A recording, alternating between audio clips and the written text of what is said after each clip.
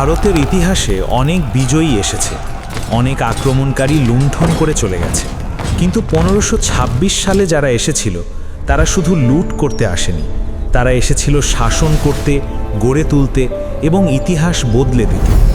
এই সময় থেকেই শুরু হয় ভারতের ইতিহাসের এক নতুন অধ্যায়, মুঘল যুগ। মুঘল বা মঙ্গলরা ভারতের কাছে একেবারে অপরিচিত ছিল না।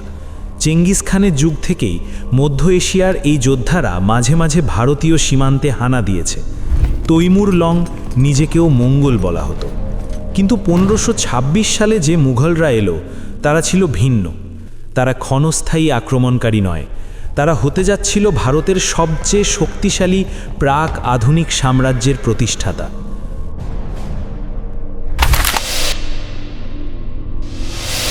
মুঘলরা ভারতে প্রবেশ করে আফগানিস্তানের পথ ধরে। তাদের নেতা ছিলেন জহিরুদ্দিন মুহাম্মদ বাবর, যিনি নিজেকে চেঙ্গিস খান ও তিমুর উভয়েরই বংশধর বলে দাবি করতেন। 1526 সালে পানিপথের প্রথম যুদ্ধে বাবর দিল্লির লোদি সুলতানকে পরাজিত করেন এবং উত্তর ভারতের শাসক হিসেবে নিজেকে প্রতিষ্ঠিত করেন। বাবর শুধু যোদ্ধা ছিলেন না, তিনি ছিলেন একজন শিক্ষিত, সাহিত্যপ্রেমী মানুষ। তিনি নিজের অভিজ্ঞতা লিখে গেছেন। ভারতের প্রকৃতি, গাছপালা ও প্রাণী জগৎ তাকে মুগ্ধ করেছিল, কিন্তু ভারতীয় সমাজের সঙ্গে তার সম্পর্ক ছিল সীমিত। তিনি পারস্য সংস্কৃতিতে ঘেরা প্রাসাদ নির্মাণ করেন, যা ছিল যেন ভারতীয় জনজীবন থেকে বিচ্ছিন্ন এক একটি দ্বীপ। তবে বাবরের সাম্রাজ্য ছিল ক্ষণস্থায়ী। বাবরের মৃত্যুর পর তার সাম্রাজ্য মধ্য এশীয় রীতিতে ভাগ হয়ে যায়। ভারতের দায়িত্ব পান তার পুত্র হুমায়ুন, কিন্তু হুমায়ুন ছিলেন দুর্বল অবস্থানে। 1540 সালে আফগান নেতা শের শাহ সুরি বিদ্রোহ করে মুঘলদের ভারত থেকে বিতাড়িত করেন। হুমায়ুন সাহায্যের জন্য ভাইদের কাছে গিয়েও ব্যর্থ হন। অবশেষে তাকে পালিয়ে যেতে হয় পারস্যের সাফাবিদ সাম্রাজ্যে। সেখানেই ভাগ্যের মোড় ঘোরে। সাফাবিদরা তাকে একটি শক্তিশালী সেনাবাহিনী দেয়। এই বাহিনী নিয়ে হুমায়ুন আবার ফিরে আসেন। 1555 সালে সিরহিন্দের যুদ্ধে তিনি দিল্লি সালতানাতকে চূর্ণ করেন এবং বাবরের সাম্রাজ্য পুনরুদ্ধার করেন। কিন্তু ভাগ্য নির্মম ছিল। ভারত পুনর্দখলের মাত্র 6 মাস পর নিজের গ্রন্থাগারের সিঁড়ি থেকে পড়ে গিয়ে হুমায়ুন মৃত্যুবরণ করেন। হুমায়ুনের মৃত্যুর সময় তার পুত্র আকবর ছিলেন মাত্র 12 বছরের শিশু। শাসনভার সামলান তার রিজেন্ট বাইরম খান, একজন দক্ষ প্রশাসক ও সেনানায়ক। কিন্তু ক্ষমতা হস্তান্তরের সময় বাইরম খান বিদ্রোহ করেন। আকবর বিদ্রোহ দমন করেন, তবুও প্রতিশোধ নেননি, বরং তাকে মক্কায় হজ পালনের সুযোগ দেন। এই সিদ্ধান্তই আকবরকে অন্যান্যদের থেকে আলাদা করে। আকবর একের পর এক যুদ্ধ জয় করে উত্তর ও পূর্ব ভারতে মুঘল আধিপত্য প্রতিষ্ঠা করেন। তিনি যুদ্ধক্ষেত্রে ছিলেন উদ্ভাবক। 1569 সালে রাজপুত রাজাদের বিরুদ্ধে তিনি সম্ভবত ভারতে প্রথমবার কামানের কার্যকর ব্যবহার করেন। মুঘল বাহিনী ইতিহাসে ভারতের প্রথম বড় সেনাবাহিনী, যারা প্রধানত বারুদ ও আগ্নেয়াস্ত্রের ওপর নির্ভর করত। কিন্তু আকবর শুধু যোদ্ধা ছিলেন না, তিনি ছিলেন এক অসাধারণ রাষ্ট্রনায়ক। তিনি বুঝেছিলেন ভারত শাসন করতে হলে হিন্দু অভিজাতদের সঙ্গে সমঝোতা জরুরি। তিনি হিন্দু নারীকে বিয়ে করেন, রাজপুত রাজাদের প্রশাসনিক স্বাধীনতা দেন। শর্ত একটাই, বিশ্বাসঘাতকতা নয়। তিনি প্রশাসনকে কেন্দ্রীভূত করেন, যে কাঠামো শতাব্দীর পর শতাব্দী টিকে থাকে। আকবর নিষিদ্ধ করেন পশুবলি, বন্ধ করেন জোরপূর্বক সতী প্রথা, হিন্দু মন্দিরে পূজার স্বাধীনতা দেন এবং 1564 সালে জিজিয়া কর বিলুপ্ত করেন। 1575 সাল থেকে তিনি শুরু করেন ধর্মীয় বিতর্ক সভা, যেখানে হিন্দু, মুসলিম, জৈন, খ্রিস্টান, এমনকি জরথুস্ট্রবাদীরাও অংশ নিত। এই সহিষ্ণুতা ছিল প্রায়োজনগতভাবে কার্যকর, কিন্তু একই সঙ্গে ছিল আকবরের ব্যক্তিগত বিশ্বাসের প্রতিফলন। 1505 সালে আকবর মৃত্যুবরণ করেন, কিন্তু রেখে যান এমন এক সাম্রাজ্য যা আরও 250 বছর টিকে থাকবে। মুঘল যুগ শুধু মহান পুরুষদের গল্প নয়, এটি শক্তিশালী নারীদেরও যুগ। আকবরের পুত্র জাহাঙ্গীর প্রেমে পড়েন এক অসাধারণ নারীর, নূরজাহান। তরুণ বয়সে প্রেম হলেও নূরজাহান দরিদ্র পরিবারের হওয়ায় আকবর তাকে অন্যত্র বিয়ে দিতে বাধ্য করেন। কিন্তু আকবরের মৃত্যুর পর জাহাঙ্গীর সেই বিয়ে ভেঙে নূরজাহানকে নিজেই বিয়ে করেন। নূরজাহান ছিলেন অসাধারণ রাজনীতিবিদ। তিনি রাজমোহরের অধিকার পান, সরকারি নিয়োগ ও ফরমান জারি করতেন। অনেক ক্ষেত্রেই জাহাঙ্গীর ছিলেন নামমাত্র শাসক, আসল ক্ষমতা ছিল নূরজাহানের হাতে। এই শক্তি নজর এড়ায়নি যুবরাজ শাহজাহানের। জাহাঙ্গীরের মৃত্যুর পর শাহজাহান নূরজাহানকে রাজদরবার থেকে নির্বাসিত করেন। তার জায়গায় ইতিহাসে প্রবেশ করে আরেক নাম, মুমতাজ মহল। ইতিহাসে খুব কম ভালোবাসা আছে যা পাথরে খোদাই হয়ে অমর হয়েছে, আর সেই ভালোবাসার সবচেয়ে বিখ্যাত স্মারক তাজমহল। কিন্তু তাজমহল শুধু প্রেমের গল্প নয়, এটি ছিল এক সাম্রাজ্যের ক্ষমতা, সম্পদ এবং আত্মবিশ্বাসের প্রতীক। জাহাঙ্গীরের মৃত্যুর পর সিংহাসনে বসেন তার পুত্র শাহজাহান। তার শাসনকালকে বলা হয় মুঘল সাম্রাজ্যের স্বর্ণযুগ। সাম্রাজ্য ছিল স্থিতিশীল, রাজকোষ ছিল পরিপূর্ণ, আর শিল্প ও স্থাপত্য পৌঁছে গিয়েছিল তার সর্বোচ্চ শিখরে। শাহজাহান ছিলেন একাধারে একজন দক্ষ শাসক এবং সৌন্দর্য পিপাসু শিল্পপ্রেমী। শাহজাহান ও মুমতাজ মহল ছিলেন প্রকৃত অর্থেই এক প্রেমময় দম্পতি। তারা কিশোর বয়সেই পরস্পরের সঙ্গে বাগদান করেন এবং প্রায় 20 বছর বয়সে বিবাহ বন্ধনে আবদ্ধ হন। 26 বছরের দাম্পত্য জীবনে শাহজাহান আর কোনো স্ত্রীর সঙ্গে সম্পর্ক রাখেননি। অন্য বিয়েগুলো ছিল শুধু রাজনৈতিক। মুমতাজ শুধু স্ত্রী ছিলেন না, তিনি ছিলেন শাহজাহানের ঘনিষ্ঠ উপদেষ্টা। দরবারে আদেশ দেওয়া, উচ্চ পদে নিয়োগ, সব ক্ষেত্রেই তার ভূমিকা ছিল গুরুত্বপূর্ণ। এই দম্পতির 14টি সন্তান জন্ম নেয়। 1631 সালে চতুর্দশ সন্তানের জন্ম দিতে গিয়ে মুমতাজ মহল মৃত্যুবরণ করেন। শাহজাহান ভেঙে পড়েন। কয়েকদিন তিনি খাওয়া দাওয়া বন্ধ করে দেন, দরবারে যান না, কথা বলতেও অক্ষম হয়ে পড়েন। এই শোক থেকেই জন্ম নেয় এক সিদ্ধান্ত, তিনি এমন এক সমাধি নির্মাণ করবেন যা পৃথিবী আগে কখনো দেখেনি। শাহজাহান দায়িত্ব দেন তার প্রধান স্থপতি উস্তাদ আহম্মদ লাহোরীকে। আগ্রার কাছে যমুনা নদীর তীরে শুরু হয় নির্মাণ কাজ। হাজার হাজার শ্রমিক, শিল্পী ও কারিগর বছরের পর বছর কাজ করেন। 1643 সালে মুমতাজের মৃত্যুর 12তম বার্ষিকীতে প্রথম স্মরণানুষ্ঠান অনুষ্ঠিত হয় তাজমহলে। পুরো কমপ্লেক্স সম্পূর্ণ হতে আরও প্রায় 10 বছর সময় লাগে। একটি প্রচলিত গল্প আছে, শাহজাহান নাকি কারিগরদের হাত কেটে চোখ উপড়ে ফেলেছিলেন যাতে তারা আর কখনো এমন কিছু বানাতে না পারে।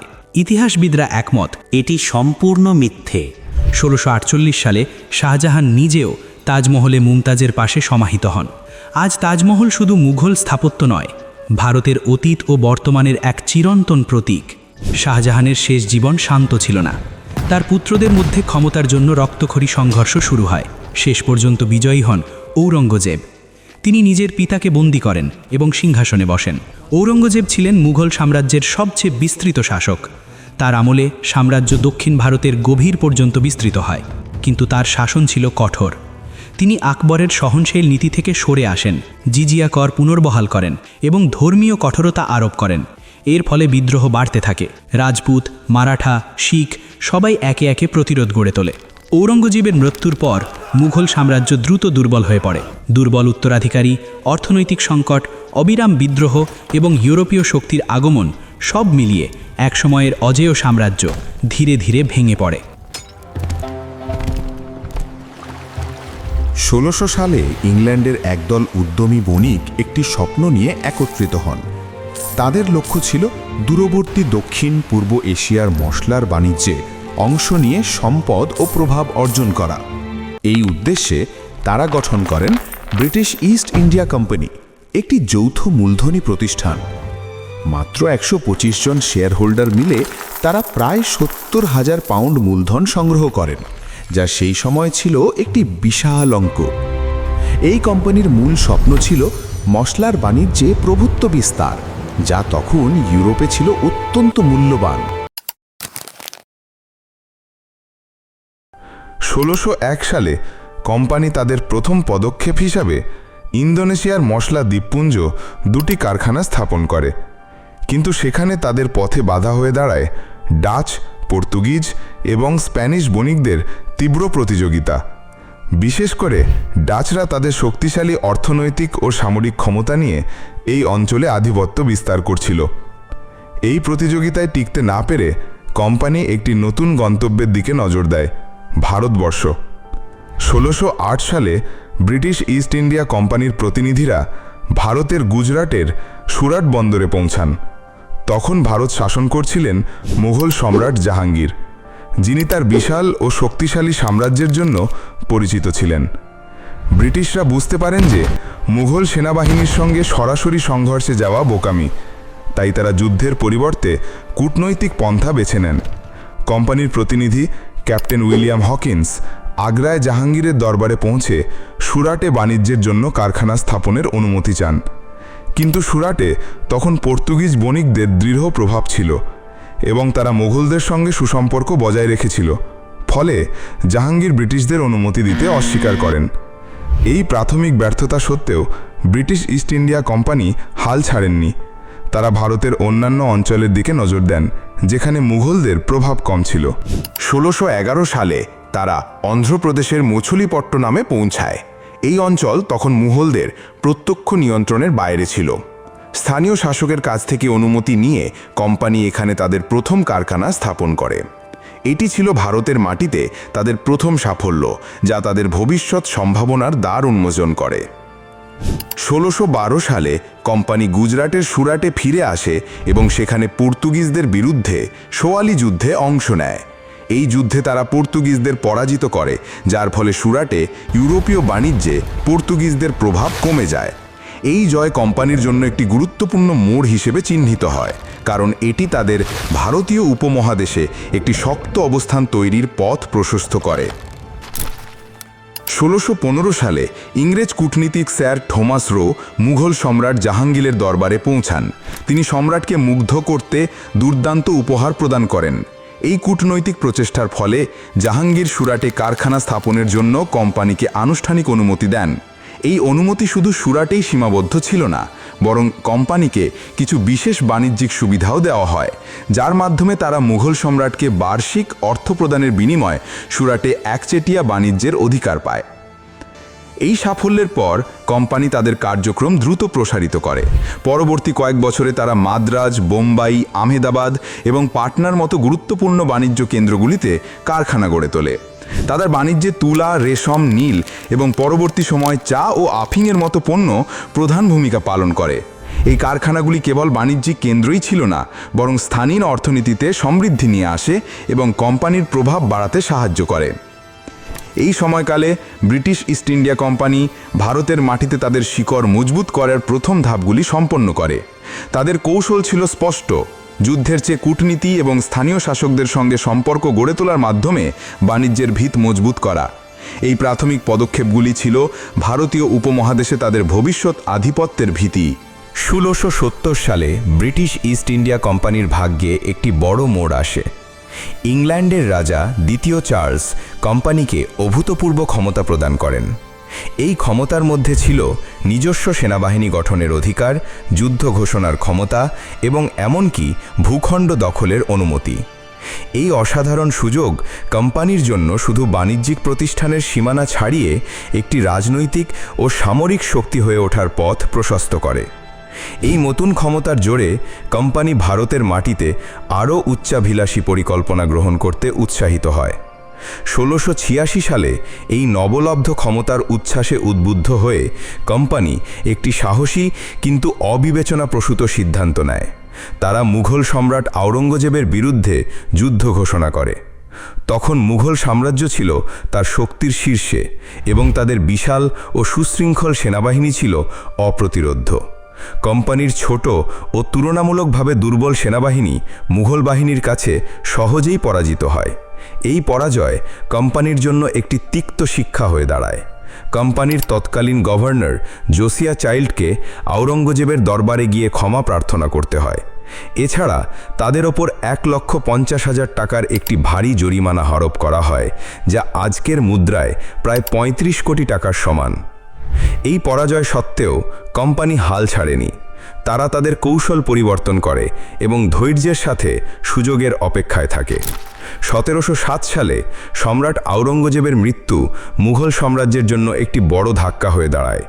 তার মৃত্যুর পর মুঘল সাম্রাজ্যে অভ্যন্তরীণ কলহ এবং ক্ষমতার দ্বন্দ্ব শুরু হয়, যা সাম্রাজ্যকে ক্রমশ দুর্বল করে তোলে।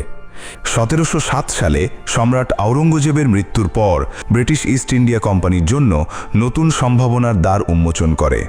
বিশেষ করে বাংলা, যেখানে তখন বর্তমান পশ্চিমবঙ্গ, বাংলাদেশ, বিহার এবং ওড়িশা একত্রে একটি সমৃদ্ধ অর্থনৈতিক কেন্দ্র গড়ে উঠেছিল, সেখানে কোম্পানি তাদের প্রভাব বিস্তারের জন্য উদ্গ্রীব হয়ে ওঠে।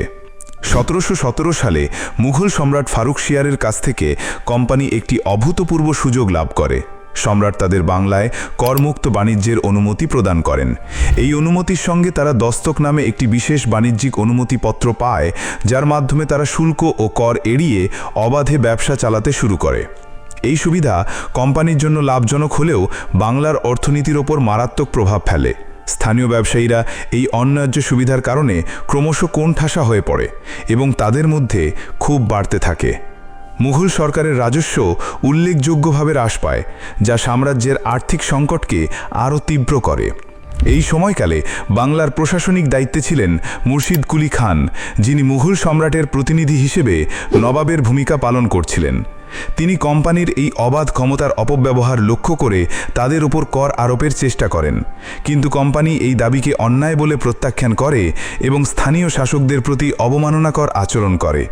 এই ঘটনা বাংলায় কোম্পানির সঙ্গে স্থানীয় শাসকদের সম্পর্কের মধ্যে উত্তেজনা সৃষ্টি করে। 1756 সালে বাংলার নবাবের পদে আসীন হন সিরাজউদ্দৌলা। তিনি কোম্পানির অবাধ্য ও উদ্ধত আচরণে ক্ষুব্ধ হয়ে কঠোর পদক্ষেপ নেন। তিনি কলকাতায় অবস্থিত কোম্পানির ফোর্ট উইলিয়াম দখল করেন। এই ঘটনার সময় ব্রিটিশ কর্মকর্তাদের একটি ছোট কারাগারে বন্দী করা হয়, যেখানে অনেকে মারা যান। এই ঘটনা ইতিহাসে ব্ল্যাক হোল ট্র্যাজেডি নামে কুখ্যাত হয়ে ওঠে। এটি কোম্পানির জন্য একটি বড় ধাক্কা হয় এবং তাদের মধ্যে প্রতিশোধের আগুন জ্বলে ওঠে। এটি বাংলায় তাদের রাজনৈতিক ও সামরিক প্রভাব বিস্তারের জন্য একটি নতুন অধ্যায়ের সূচনা করে। এই সময়কালে ব্রিটিশ ইস্ট ইন্ডিয়া কোম্পানি বাংলার সমৃদ্ধ অর্থনীতির সুযোগ নিয়ে তাদের বাণিজ্যিক ভিত শক্তিশালী করার পাশাপাশি রাজনৈতিক প্রভাব প্রতিষ্ঠার পথে এগিয়ে যায়। তাদের কৌশল ছিল স্পষ্ট: স্থানীয় শাসকদের সঙ্গে সংঘাত এড়িয়ে ধীরে ধীরে তাদের অর্থনৈতিক ও রাজনৈতিক ক্ষমতা বৃদ্ধি করা। 1756 সালে কলকাতার ফোর্ট উইলিয়াম দখল এবং black hole tragedy British east India কোম্পানির জন্য একটি গভীর ধাক্কা ছিল। এই ঘটনা তাদের মধ্যে প্রতিশোধের তীব্র আকাঙ্ক্ষা জাগিয়ে তোলে। ব্রিটিশ সেনাপতি রবার্ট ক্লাইভ, যিনি ছিলেন একজন দূরদর্শী ও কৌশলী নেতা, এই সুযোগকে কাজে লাগানোর জন্য একটি চতুর পরিকল্পনা তৈরি করেন। তিনি বুঝতে পারেন যে বাংলার নবাব সিরাজউদ্দৌলার শক্তিশালী সেনাবাহিনীর সঙ্গে সরাসরি যুদ্ধে জয়লাভ করা কঠিন, তাই তিনি কূটনৈতিক ও রাজনৈতিক ষড়যন্ত্রের পথ বেছে নেন। সিরাজউদ্দৌলার শাসনের প্রতি সবাই সন্তুষ্ট ছিলেন না। তার বিরোধীদের মধ্যে ছিলেন মুর্শিদাবাদের প্রভাবশালী জগৎ শেঠ পরিবার, যারা ছিলেন বাংলার অন্যতম ধনী ব্যাংকার ও বণিক। এছাড়া নবাবের সেনাপতি মীর জাফর নিজেই নবাব হওয়ার গোপন স্বপ্ন লালন করছিলেন। রবার্ট ক্লাইভ এই অসন্তোষের সুযোগ নেন এবং জগৎ শেঠ পরিবার ও মীর জাফরের সঙ্গে গোপন জোট গড়ে তোলেন। তাদের প্রতিশ্রুতি দেওয়া হয় যে সিরাজউদ্দৌলাকে ক্ষমতাচ্যুত করতে পারলে মীর জাফরকে নবাবের পদে বসানো হবে। এই ষড়যন্ত্রের ফলশ্রুতি 1757 সালের 23 জুন বাংলার পলাশীতে এক ঐতিহাসিক যুদ্ধ সংঘটিত হয়, যা ইতিহাসে পলাশীর যুদ্ধ নামে অমর হয়ে আছে। সংখ্যার দিক থেকে সিরাজউদ্দৌলার সেনাবাহিনী ছিল অনেক বড়, কিন্তু মীর জাফরের বিশ্বাসঘাতকতা এবং ক্লাইভের কৌশলগত দক্ষতার কাছে তারা পরাজিত হয়। সিরাজউদ্দৌলা যুদ্ধক্ষেত্র থেকে পালিয়ে যান এবং পরে তাকে হত্যা করা হয়। এই জয়ের মাধ্যমে ব্রিটিশ ইস্ট ইন্ডিয়া কোম্পানি বাংলায় তাদের রাজনৈতিক প্রভাব প্রতিষ্ঠা করে। মীর জাফরকে নবাব হিসেবে নিয়োগ করা হয়, কিন্তু তিনি ছিলেন ব্রিটিশদের হাতে একজন পুতুল শাসক। কোম্পানি তার কাছ থেকে প্রচুর অর্থ, ভূমি এবং বাণিজ্যিক সুবিধা আদায় করে, কিন্তু মীর জাফর কোম্পানির সম্পূর্ণ আজ্ঞাবহ না হওয়ায় কয়েক বছর পর তাকে সরিয়ে দেওয়া হয়। 1760 সালে তার জামাই মীর কাসিমকে নবাব করা হয়। মীর কাসিমও শুরুতে কোম্পানির সঙ্গে মিলে কাজ করলেও পরে তাদের অত্যধিক হস্তক্ষেপে ক্ষুব্ধ হয়ে বিদ্রোহ করেন। এর ফলে কোম্পানি আবার মীর জাফরকে ফিরিয়ে এনে নবাব করেন 1763 সালে। মীর জাফরের মৃত্যুর পর 1765-তে তার পুত্র নজম উদ্দৌলা নবাব হন, কিন্তু তিনিও সম্পূর্ণরূপে কোম্পানির অধীনে থাকেন। 1764 সালে কোম্পানি আবারও শক্তি প্রদর্শন করে বক্সারের যুদ্ধে জয়লাভ করে। 1765 সালের এলাহাবাদের সন্ধির মাধ্যমে তারা বাংলার দিওয়ানি অধিকার পায়, অর্থাৎ এবার কোম্পানি সরাসরি কর সংগ্রহ শুরু করে। বাংলার পর ধীরে ধীরে কোম্পানি গোটা ভারত দখলের দিকে এগোয়। তারা ব্যবহার করে দুটি বড় কৌশল: সাবসিডিয়ারি অ্যালায়েন্স, ভারতীয় রাজাদের নিজেদের বাহিনী ভেঙে দিয়ে ব্রিটিশ সেনা রক্ষা নেওয়ার শর্তে অধীনস্থ করা, ডকট্রিন অফ ল্যাপস। কোনো রাজ্যে উত্তরাধিকারী না থাকলে সেই রাজ্য সরাসরি ব্রিটিশদের হাতে চলে যাবে। 1818 সালের মধ্যে ভারতের প্রায় 2/3 অঞ্চল কোম্পানির নিয়ন্ত্রণে চলে আসে। 1857 সালে ঘটে সিপাহী বিদ্রোহ, যা ভারতের প্রথম স্বাধীনতা সংগ্রাম হিসেবে পরিচিত। এই বিদ্রোহ দমন করার পর ব্রিটিশ সরকার কোম্পানির হাতে থাকা সমস্ত ক্ষমতা নিজেদের হাতে নেয়। এইভাবেই 1858 সালে প্রতিষ্ঠিত হয় ব্রিটিশ রাজ। 1874 সালে ব্রিটিশ ইস্ট ইন্ডিয়া কোম্পানি আনুষ্ঠানিকভাবে বিলুপ্ত হয়। যে প্রতিষ্ঠানটি একসময় ভারতের বিশাল অঞ্চলের শাসক ছিল, তা ইতিহাসের পাতায় একটি অধ্যায় হয়ে থেকে যায়। এই সময় মুঘল সাম্রাজ্য সম্পূর্ণরূপে ধ্বংস হয়। শেষ মুঘল সম্রাট বাহাদুর শাহ জাফরকে ব্রিটিশরা বার্মায় নির্বাসিত করে এবং তার উত্তরাধিকারীদের হত্যা করা হয়।